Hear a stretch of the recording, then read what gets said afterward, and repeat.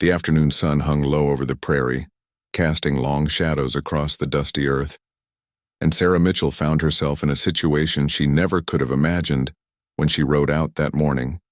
She had been traveling for 3 days, now making her way across the open land toward her sister's homestead in Colorado, and the journey had worn on her more than she expected. The rope bit into her wrists and ankles where she hung, suspended from the old cottonwood tree, and every small movement sent sharp pains through her shoulders and legs. "There," she moaned softly. "It hurts." Her voice was barely more than a whisper carried away by the warm breeze that rustled through the dried grass. Thomas Brennan had been riding fence line on the far eastern section of his ranch when he spotted the lone tree in the distance, and something about it caught his attention.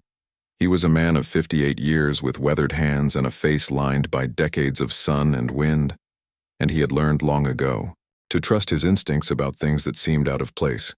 As he drew closer, his heart began to pound, and he urged his horse into a faster pace.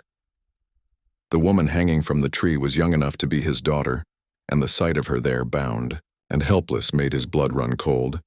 He dismounted quickly, his boots hitting the ground with purpose, and approached with his hands raised so she could see he meant no harm. "Easy now," he said in a voice that had gentled countless frightened animals. "Over the years, I'm going to get you down from there." Thomas worked quickly but carefully, cutting through the ropes with his knife and catching her weight as she fell forward into his arms. She was lighter than he expected, and he could feel her, trembling as he lowered her to the ground. "Can you tell me what happened?" he asked as he worked to free her wrists and ankles from the remaining rope. Sarah's throat was dry, and her words came slowly. "Bandits," she managed, "took my horse and supplies, and left me here yesterday morning." Thomas felt anger rise in his chest, but he kept his voice steady. "We need to get you some water and tend to those rope burns." He helped her onto his horse and climbed up behind her, keeping one arm around her waist to steady her as they made their way back toward his ranch house. The ride took nearly an hour, and Thomas could feel how Sarah wavered in the saddle, fighting to stay conscious. "Not much farther now," he told her. "My place is just over that rise." The Brennan ranch house was a modest structure built from timber and stone with a wide porch that wrapped around 3 sides, and as they approached, Thomas could see his housekeeper Martha standing at the door. Martha was a woman in her early 60s who had worked for Thomas since his wife passed away 15 years ago, and she had a way of knowing when something was wrong before anyone said a word. "Lord have mercy," Martha exclaimed as Thomas helped Sarah down from the horse. "Bring her inside quickly." They settled Sarah into the guest room, and Martha shooed Thomas out while she helped the young woman out of her torn and dirty clothes and into a clean nightgown. Thomas waited in the kitchen making coffee with hands that shook slightly from the adrenaline still coursing through his system. He thought about his own daughter Rebecca, who would be about Sarah's age now if she were still alive, and the old familiar ache settled in his chest. Rebecca had died of fever when she was just 19, and sometimes Thomas still expected to hear her laughter echoing through the house. Martha emerged from the guest room an hour later with a basket of soiled clothes. "She'll be all right," she said. "Mostly just exhausted and dehydrated, and those rope burns need watching, but she's strong." "Did she say anything else about what happened?"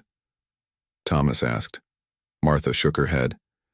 "Only that she was heading to her sister's place in Colorado and got waylaid by 3 men who took everything."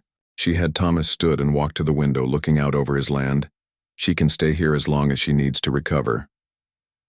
Over the following days, Sarah slowly regained her strength, and Thomas found himself drawn to check on her progress more often than was strictly necessary. She reminded him so much of Rebecca, with her determination not to be treated like an invalid, and her quiet gratitude for every kindness shown.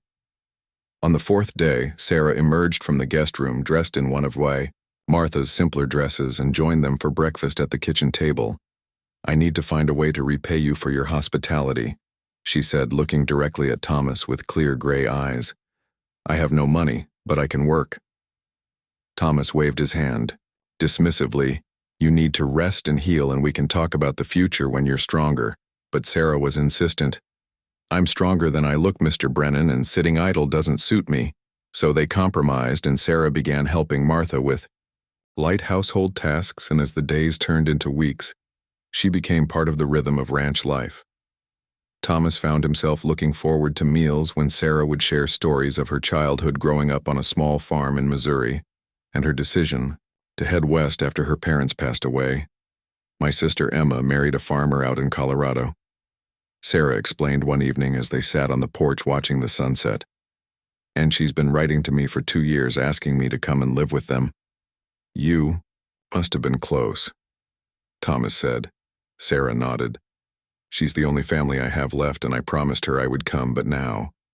Her voice trailed off. Now you're afraid to continue the journey. Thomas finished gently. I know it's foolish, Sarah said, but every time I think about getting back on a horse and riding out there alone, my heart starts racing. Thomas was quiet for a moment before speaking. Fear isn't foolish, Sarah, and what happened to you would shake anyone, but you're not alone anymore. Creole.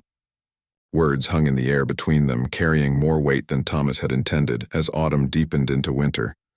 Sarah showed no signs of wanting to leave, and Thomas found he didn't want her to go. She had brought life back into the old house in ways he hadn't realized were missing until she arrived. Martha noticed the change in Thomas, too.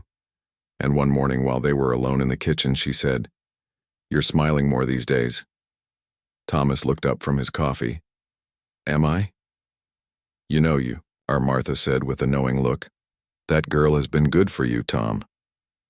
He couldn't deny it, and over the winter months as snow blanketed the prairie, Thomas and Sarah spent long evenings by the fire talking about everything and nothing. She told him about her dreams of starting a school someday and teaching children to read and write. He shared memories of his late wife, Catherine, and how they had built the ranch together from nothing. "Do you ever think about marrying again?" Sarah asked one night, and there was something in her voice that made Thomas look at her carefully. "I never thought I would," he admitted. "Catherine was my whole world, and when she died, I figured that part of my life was over. But now?" Sarah pressed gently. Thomas met her eyes and saw the same question there that had been growing in his own heart. "Now I think maybe I was wrong." Sarah smiled, and in that moment Thomas felt something shift between them. Spring came early that year, and with it a letter from Sarah's sister expressing worry about her long silence. Sarah read the letter aloud to Thomas and Martha at breakfast, and when she finished there were tears in her eyes. "I should have written to her months ago," she said. "Emma must be so worried." "Then write to her now," Thomas said, "and tell her you're safe." Sarah looked at him for a long moment before speaking. "I need to tell her more than that." The words hung in the air, and Thomas felt his heart begin to race. "I need to tell her that I've found a home here," Sarah continued. "If that would be all right with you, Mr. Brennan." Thomas stood and walked around the table until he was standing beside Sarah's chair, and he took her hand in his weathered one. "Sarah Mitchell," he said, "I'm 58 years, old and set in my ways, and I know I'm old enough to be your father. But these past months with you have reminded me what it feels like to be alive." Sarah squeezed his hand. "Thomas Brennan, I don't care about the years between us, and I've never felt safer or more at home than I do here with you." Martha made a noise that was half laugh and half sob, and excused herself from the room, dabbing at her eyes with her apron. Thomas pulled Sarah to her feet and wrapped his arms around her, and she laid her head against his chest, listening to the steady beat of his heart. They were married in the spring with Martha as their witness, and a traveling preacher who happened through the area, and Sarah wrote to her sister with an invitation to visit. Whenever she could, Emma arrived that summer with her husband and 3 children, and as she embraced her sister, she whispered, "I'm so happy you found your way." "I almost didn't," Sarah whispered back, "but Thomas found me when I needed it most." Years passed, and the Brennan Ranch prospered under the care of Thomas and Sarah working side by side. And when Thomas would catch sight of his wife across the yard or sitting on the porch in the evening light, he would still marvel at the twist of fate that had brought her into his life. Sometimes on quiet evenings, Sarah would tell the story of how they met, and she would always begin the same way. "I was in the worst moment of my life, hanging from that tree and thinking I might die there alone, and then I heard the sound of a horse approaching." And Thomas would add, and I saw something that didn't belong in my world, and I knew I had to help. But what you did, Sarah would say, looking at him with eyes still full of wonder, wasn't just, help Thomas and you gave me back my life, and more than that, you gave me a home and a future I never dreamed I could have. Thomas would take her hand then and say what he always said, we gave each other those.